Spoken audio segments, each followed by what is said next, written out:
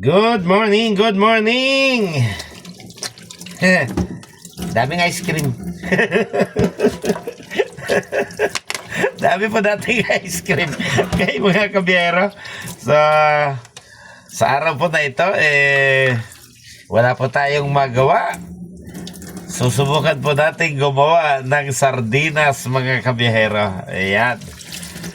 Sardinas naman po yung ating gagawin.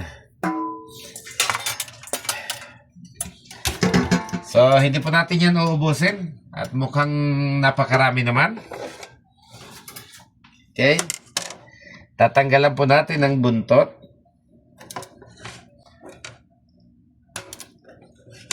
Tatanggalan po natin ng ulo.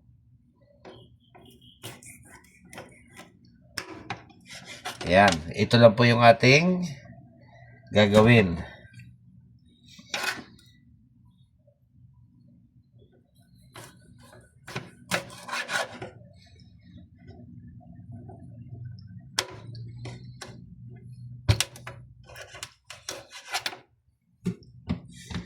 So, marunong ba tayong gumawa ng sardinas?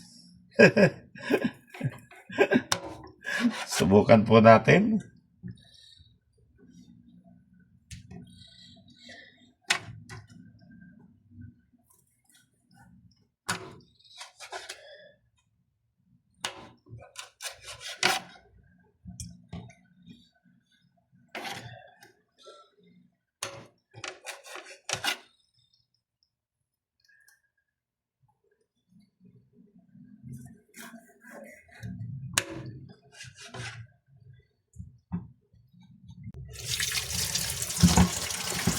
So ayan, kaunti lang po yung ating gagawin at unang subok lang po naman natin gumawa ng ganito.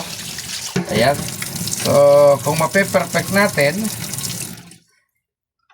para naman hindi po sayang ito, pag dumating yung araw na nagustuhan natin at marami tayong gagawing sardinas, pwede po natin itong tadtarin at gawin po nating bagoong isda, mga kabihero. Yan, lagay muna natin yan.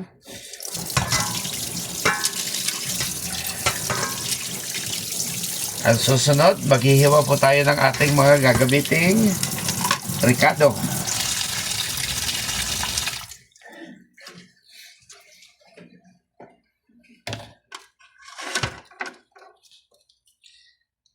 At dahil kaunti lang naman yan, kalahating sibuyas lang po yung ating gagamitin.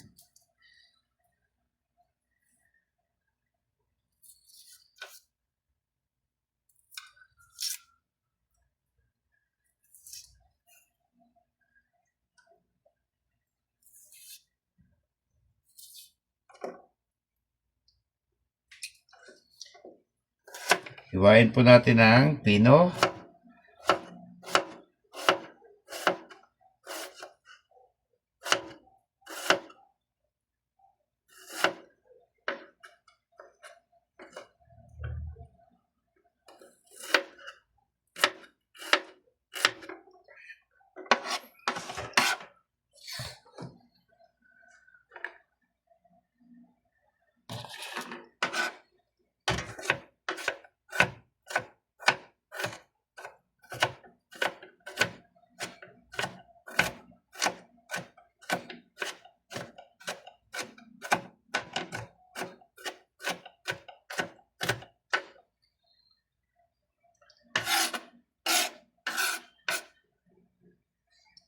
Lagyan po natin ng bawang.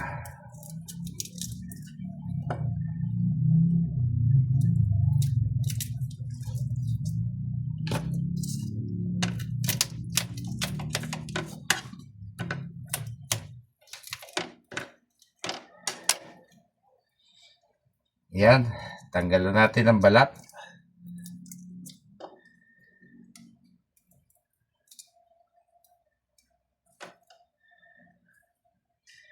Tapos, hiwain din po natin ang pino.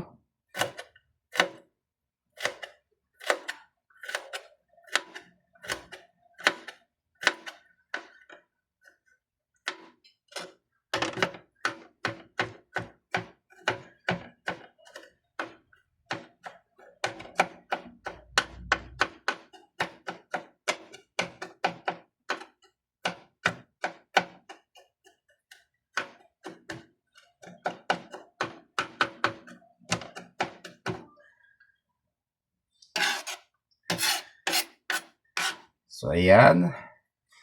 Bawang at sibuyas. Ilagay po natin sa ating maliit na frying pan.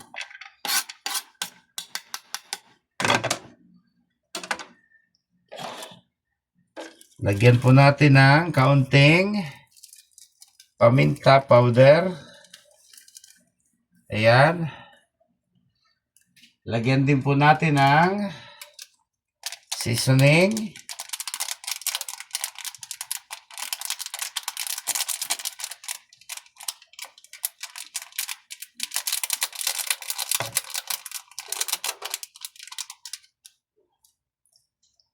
Pagkatapos, lagyan po natin ng kaunting asin.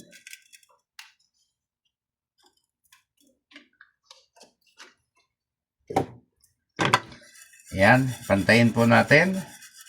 Pagkatapos, dito po natin ikamada yung ating isda na gagawin po nating sardinas. So, palalambutin po muna natin yung kanyang tinik.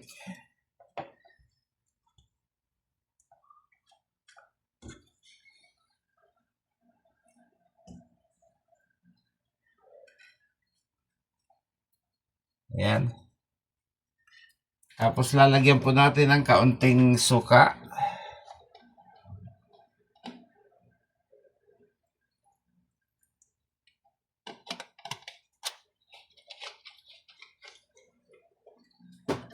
Lalagyan din po natin ng kaunting tubig para magpalambot po ng kanyang tinik. Ayan. Pagkatapos, atin na po siyang isasalang. Okay, naisalang na po natin. Kompleto na po yung kanyang ricado. Bubuhayin na po natin yung ating apoy.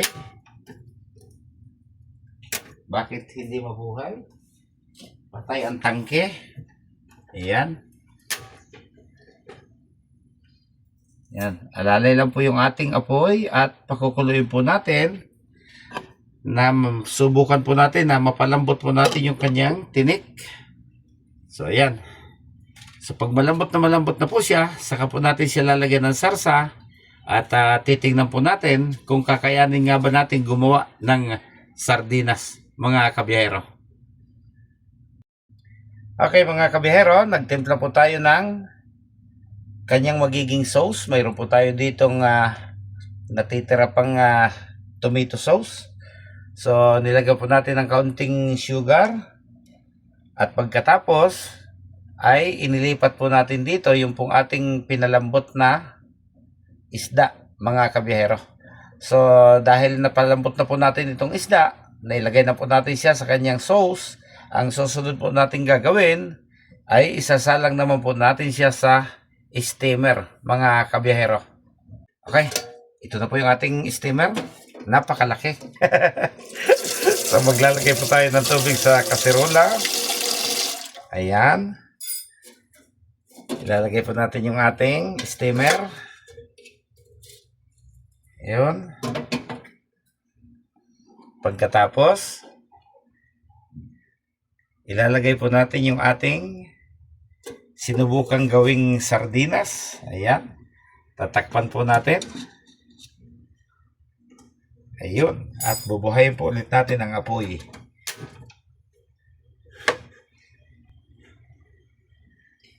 So, ayan. Hintayin po natin siyang ma-steam na gusto, mga kabiyahero. At pagkatapos ay titikman po natin kung ano po ba yung naging lasa at nagbuka nga bang sardinas pagkatapos ng ating sinubukang gawin. Guys, check nga po natin kung ano na po yung hitsura niya. Ayun. Mukhang sardinas na po siya.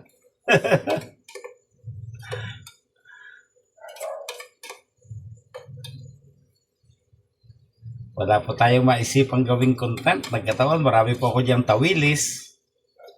So, naisipan ko, bakit ko hindi subukan gumawa ng sarili kong versyon ng sardines on tomato sauce, mga kabiyahera.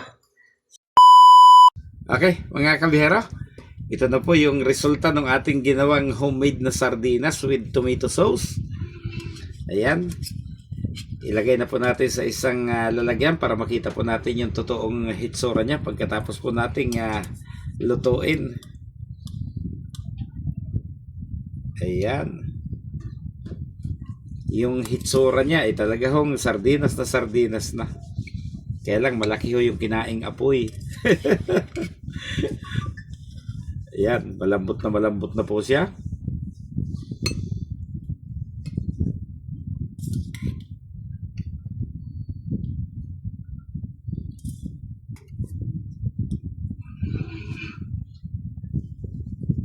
Ayan. So yan po yung naging resulta ng ating pong nilutong sardinas mga kabiyahero. Lagay po natin yung kanyang sauce.